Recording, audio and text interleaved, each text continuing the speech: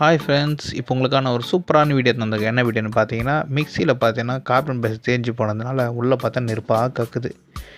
இந்த ப்ராப்ளத்தை நம்ம எப்படி சரி செய்யலாம், பழைய கார்பன் பேஸை நீக்கி எப்படி புது கார்பன் பேஸை அப்டேட் பண்ணுறான்னு மெத்தட் தான் இந்த வீடியோ பார்க்க போகிறோம். வாங்க ஃப்ரெண்ட்ஸ், நம்ம வீடியோ போய் பார்க்கலாம்.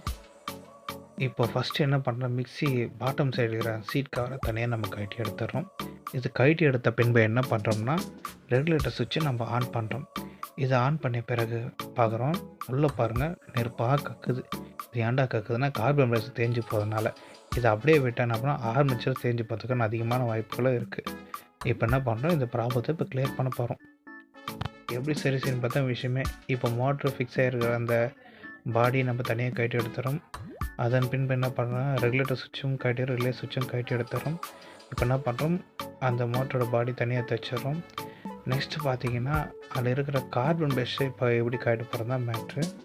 இப்போ என்னன்னா, சில மிக்சி பார்த்தீங்கன்னா பாடி கழட்டாமலே நம்ம அப்படியே வந்து கார்பன் பேஸ் போடலாம். ஒரு சில மிக்சிக்கு மட்டும்தான் நம்ம என்ன பண்ணுறோம், பாடி ஃபுல்லாக கழட்டிட்டு கார்பன் பேஸ் போகிற மாதிரி இருக்கும். ஆனால் கார்பன் பேஸை பாதுகாப்பான முறையில் எடுக்கிறோம். ஏன்னா ஸ்ப்ரிங்கு கண்ணில் வந்து அடிக்கிறதுக்கு வாய்ப்பு இருக்குது. ஃபஸ்ட்டு ஒன்று லெஃப்ட் சைடுக்கு எடுத்துடுறோம். அதன் பின் பார்த்திங்கன்னா இப்போ ரைட் சைடுக்கு எடுக்கிறோம். அதுவும் பாதுகாப்பான முறையில் எடுக்கிறோம். ஓகே, எடுத்த பின்பு பார்த்தீங்கன்னா ஒரு பக்கம் ஓகே, ஒரு பக்கம் பார்த்தீங்கன்னா ஸ்ப்ரிங்கு விட்டுருக்கு. இப்போ என்ன பண்ணுறோன்னா, மேலே இருக்கிற கப்ளரை நம்ம கட்டி அது மோட்டரோட ப்ரெஷர்லாம் தனித்தனியாக கட்டி வச்சிடும். அதன் பின் என்ன பண்ணோம், ஓகே இப்போ நம்ம நாட் ஓகே காமிக்கிறோம். இப்போ ஓகே கண்டிஷன் காட்டின பிறகு அதை என்ன பண்ணோம், எப்படி அப்டேட் பண்ணுறோம் பார்க்குறோம். ஃபஸ்ட்டு ஓகே கண்டிஷன் உள்ளே அப்டேட் பண்ணிட்டு அதை என்ன பண்ணுறோம்னா, அழுத்திய இதுலேயே அந்த டெர்மினல் எடுத்து உள்ளே ஃபிட் பண்ணுறோம் கரெக்டான முறையில். ஏன்னா ஸ்ப்ரிங்கு கண்ணு கடிக்கிறதுக்கு வாய்ப்பு இருக்குது. அதன் பின் என்ன பண்ணுறோம்னா, ஃபிட் பண்ணிய பிறகு அதே போல் லெஃப்ட் சைடும் என்ன பண்ணுறோம், ஃபிக்ஸ் பண்ணுறோம்.